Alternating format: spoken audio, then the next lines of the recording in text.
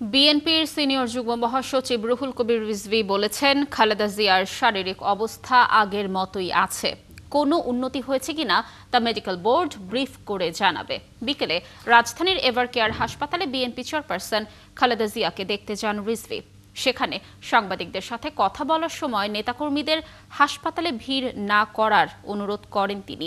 এ সময় দেশবাসীর কাছে খালেদা জিয়ার জন্য দোয়া চেয়েছেন রিজভী।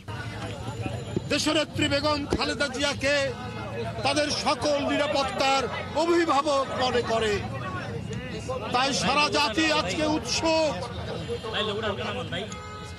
সারা জাতি আজকে এভারকেয়ারের দিকে তাকিয়ে আছে।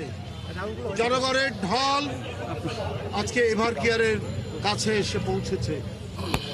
আমরা অবশ্যই সবাই আল্লাহর কাছে দোয়া করছি, আল্লাহ আমাদের প্রিয় নেত্রীকে তিনি সুস্থ করে তুলবেন।